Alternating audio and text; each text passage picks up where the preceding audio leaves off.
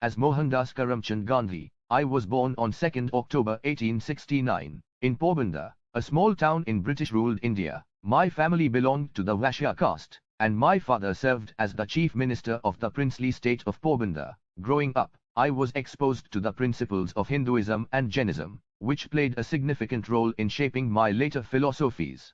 In 1888, at the age of 18, I left India to study law in London, England. During my time in London, I became exposed to different cultures and ideologies, which broadened my understanding of the world. It was here that I developed a keen interest in the principles of nonviolence and civil disobedience, which would become central to my later struggles for India's independence. After completing my studies, I returned to India and practiced law in Bombay, now Mumbai, for a while. However, in 1893, I was offered a legal position in South Africa, where I spent the next 2 decades of my life. It was during my time in South Africa that I became involved in civil rights activism, advocating for the rights of the Indian community against discrimination by the British colonial authorities. I developed my concept of Satyagraha, which translates to truth force or soul force, as a means of nonviolent resistance to unjust laws and policies. Through peaceful protests, civil disobedience, and nonviolent resistance, I sought to promote equality and justice for all, regardless of race or creed.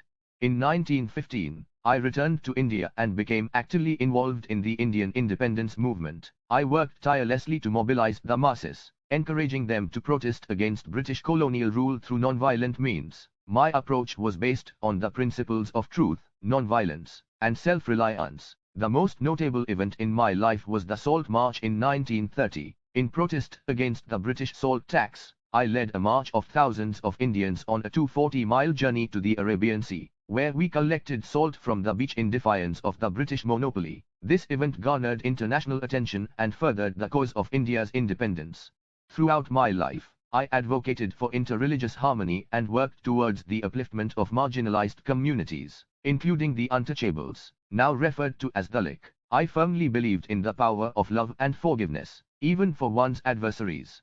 Despite facing imprisonment and hardships, I continued to lead India's struggle for freedom until 15 August 1947, when India finally gained independence from British rule. However, the joy of independence was marred by the partition of India, leading to communal violence between Hindus and Muslims. Tragically, on 30th January 1948, I was assassinated in New Delhi by a Hindu extremist who disagreed with my views on religious tolerance and the partition issue. My death was mourned not only in India but across the world, as my philosophy of nonviolence and my commitment to social justice left a lasting impact on the global stage. Today, I am remembered as Mahatma Gandhi, meaning great soul, and my life's work continues to inspire countless individuals and movements worldwide, promoting peace, justice, and the power of nonviolent resistance to bring about positive change. As I reflect on my life's journey, there are several quotes that hold a special place in my heart. Each of these phrases encapsulates the essence of my beliefs and the principles I held dear. Be the change that you wish to see in the world. This quote serves as a reminder that individual actions have the power to create profound change in the world. It encourages each person to take responsibility for their part in shaping a more just and peaceful society. An eye for an eye only ends up making the whole world blind. Through this simple yet profound statement, I sought to emphasize the futility and destructiveness of revenge and retaliation. Instead, I urged people to embrace forgiveness and compassion to break the cycle of violence. The best way to find yourself is to lose yourself in the service of others. In a world driven by materialism and self-interest, I urged people to discover true fulfillment by selflessly serving others. By losing ourselves in the service of humanity, we connect with our higher purpose and experience a profound sense of contentment. You must not lose faith in humanity. Humanity is an ocean. If a few drops of the ocean are dirty, the ocean does not become dirty. Amidst the injustices and cruelties of the world, I encouraged people to hold on to their faith in the inherent goodness of humanity. No matter how small the number of wrongdoers, the collective potential for goodness is vast and enduring. In a gentle way, you can shake the world.